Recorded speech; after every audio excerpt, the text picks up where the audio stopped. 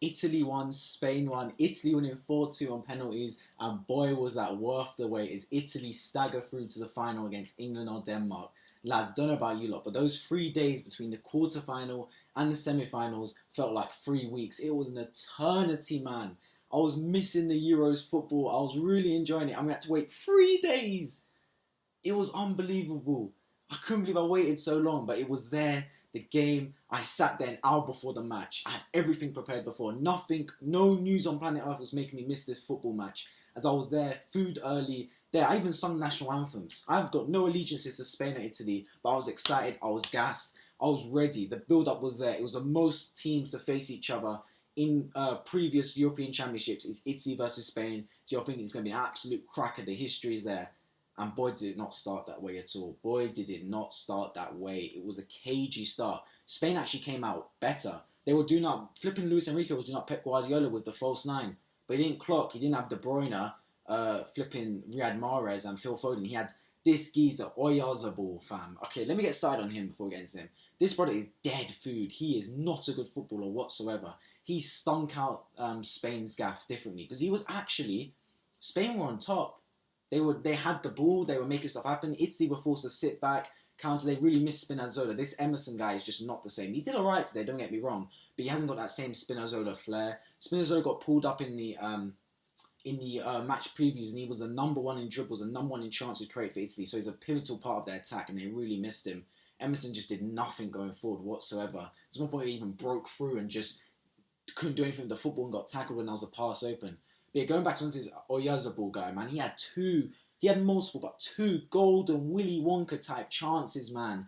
Golden ticket chances. The first one, Pedri, baller, 18 years old, plays him through, and you're thinking, all you got to do is get it on target. It's a one-on-one. But he can't even get it on target because he hasn't controlled the football. He just miscontrolled it. It's an on-the-floor pass, man.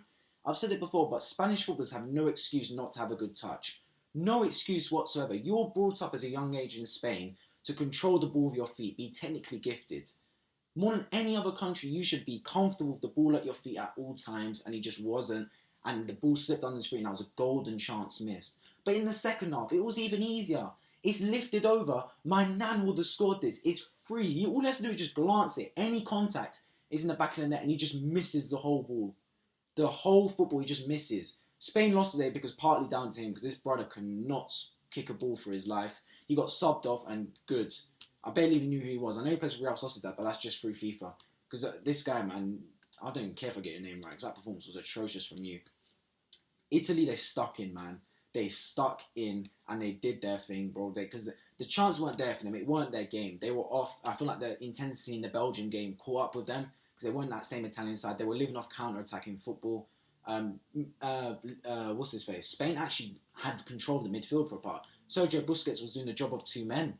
He was literally locking down Jorginho, locking down Verratti, locking down Barella. He had all three of them on ropes. The whole Italian team they had on ropes, Spain, for a large proportion of the game. But Italy did get the first goal. The first goal was a bit dead, so I'm going to skip it. It was mainly Spain dominating. It came through. It was a little counter-attack, the one chance they had. And this brother, Chiesa, this is why I said he should have started in the last preview. He starts from his own box and he runs the whole length of the field. He doesn't get the ball at first. It goes to Immobile. But he kind of stumbles on it, deflects, goes to Chiesa, takes a touch inside and just finesse shot equipped animations, finesses it past this casual in goal Unai Simon into the corner of the net. Absolute limbs.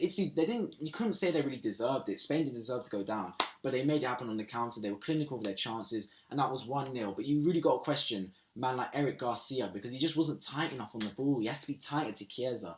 You can see his talent as a footballer. He's already scored a couple of goals. That was his third one.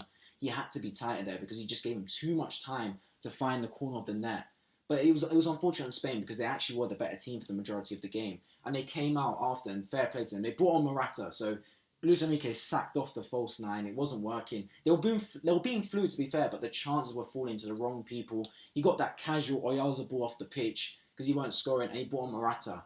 And to be fair to him, I've slagged off Morata for not being clinical. He was clinical today. He had one chance, completely. It was a nice finish because he wrong-footed Donnarumma. He opened his body up to look like he was going into the far corner and just tucked it near post. Donnarumma dived the wrong way like it was a penalty.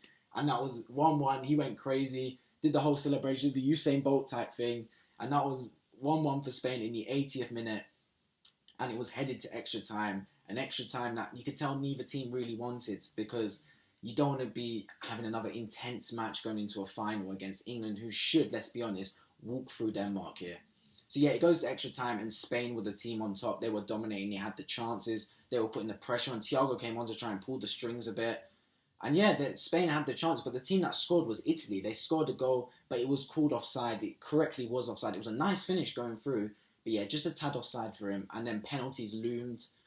And it was a penalty shootout that started with 2 misses. Locatelli, Arsenal target, just got saved by Unai Simon, the keeper. And then Olmo, the Croatian-born, absolutely skies it. Spain probably going to rip up his visa for that one, because that was an atrocious penalty. But yeah, I'm having flashbacks from the penalty against Switzerland, the Spain-Switzerland penalty shootout, because it was that bad. Teams just missing left, right, centre. But then they finally got on the score sheet. Italy went first, they scored, then Spain, then Italy, then Spain, and then Italy again, and then Spain. It fell on Alvaro Morata, the guy that scored the goal to draw Spain level. You're thinking, come on, man, score another clutch penalty.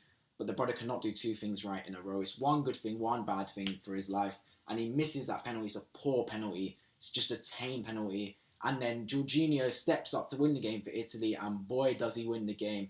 It's the equivalent of Panenka. He just stands there and just does a little hop and just calmly taps it into the bottom right corner, sending Unai Simon the wrong way and sending Italy into limbs. They went first and they had their end, so they kind of got a bit lucky there. They kind of finessed the system. But that's Italy into the final to face, let's be honest, probably England. I don't want to count my eggs too early, but it should be England versus Italy, which will be a really good final, because Italy have got fans in England, they can sell out the stadium.